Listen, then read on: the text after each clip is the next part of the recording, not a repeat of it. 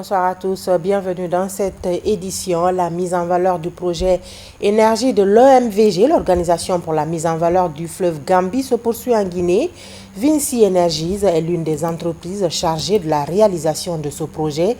Dans le cadre du respect de l'impact social, elle offre une importante quantité de vivres et de non-vivres aux populations affectées par ce projet d'interconnexion dans le corridor de la ligne Malia-Linsan. Reportage Nabi Kamara.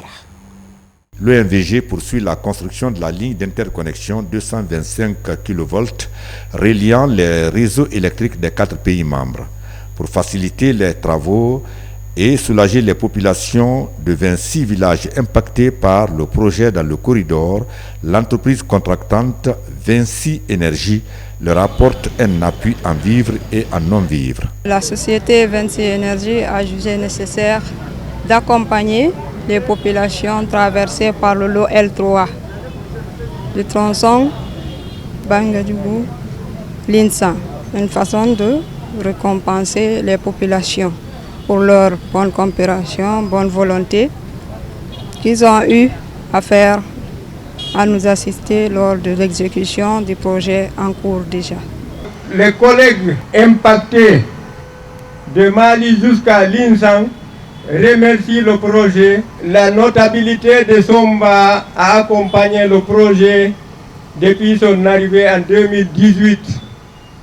On n'a rencontré aucune difficulté. C'est le deuxième geste de Vinci Énergie en direction de ces communautés impactées par le projet d'interconnexion. Nous sommes heureux de constater que l'entreprise Vinci Énergie s'inscrit parfaitement dans le cadre de la politique environnementale des États membres de l'organisation et particulièrement en Guinée. Ça apaise l'environnement du travail et ça amène les populations à adhérer au projet et ça s'inscrit dans le cadre du contenu local des projets. 8 mois à peu près nous séparent de la date contractuelle. Que l'entreprise ait pensé à assister les populations frappées, impactées par ce projet pour faciliter le travail, ceci va en droite ligne des instructions, des engagements de son Excellence, Monsieur le Président de la République, qui ne manque aucune occasion de rappeler le contenu local des projets. Sur les 1677 km de la ligne d'interconnexion du projet, l'entreprise Vinci Énergie réalise 1000 km de la préfecture de Mali à Linsan dans Kindia. Et puis, tenue de la première session budgétaire de l'année 2021 à Bofa, les élus locaux de la préfecture ont présenté leur projet de développement afin qu'il soit financé par le FODEL. Younousa Tawel Kamara. La préfecture de Bofa est devenue ces dernières années l'un des grands pôles d'attraction du pays à cause de ses immenses ressources minières. Sur le terrain, on dénombre plusieurs sociétés qui exploitent ces richesses du sous-sol qui impactent positivement la vie des populations. L'occasion pour les élus locaux de venir présenter au cours de cette première session budgétaire de l'année 2021 leurs différents projets de société financés par le Fonds de développement économique et social FODEL obtenus à partir des taxes perçues sur la société minière. Cette session dénote le démarrage effectif du FODEL à Bofa. Parce que sans les projets structurants, rien ne peut bouger avec le programme FODEL. Toute la CDL des sociétés minières sont versées à notre compte. Mais ces fonds seront débloqués par après et reversés au niveau des communes, dans les sous-comptes FODEL.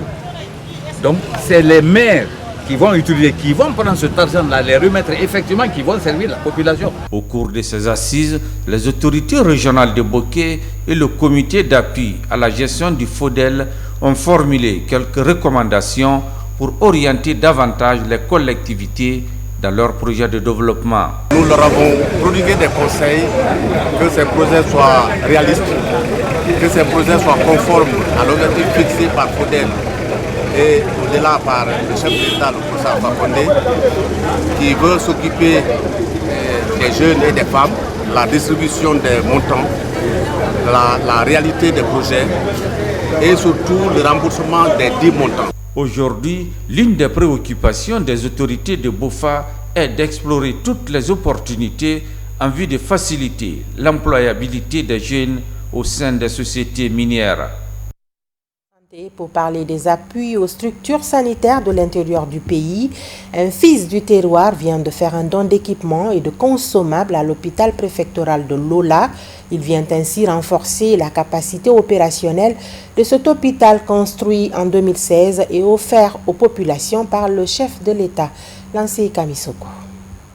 Des lits d'hospitalisation, des fauteuils roulants, des béquilles, des consommables et équipements techniques sont offerts à l'hôpital préfectoral de Lola.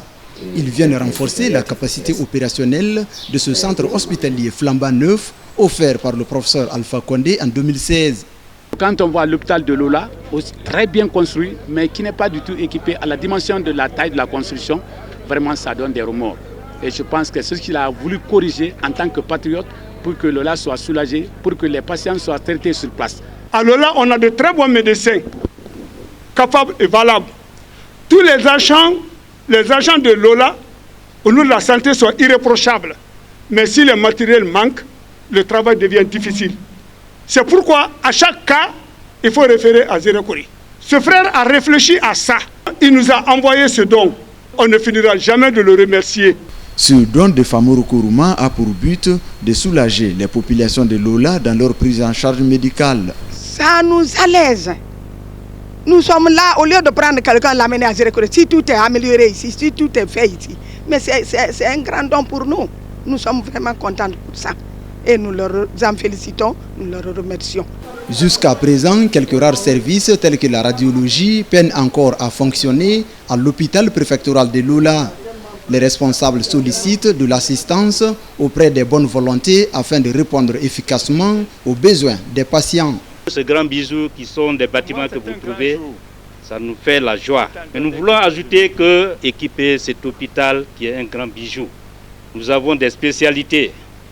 Nous avons des chirurgiens dentistes qui sont là, mais par manque de fauteuils dentaires, nous sommes obligés de référer nos malades. Nous avons un appareil radio qui n'est pas fonctionnel.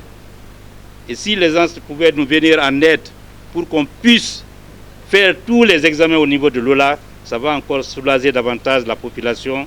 En attendant l'acquisition de matériel adéquat pour ce service, tous les cas de maladies nécessitant la radio sont référés à l'hôpital régional de Zérekori.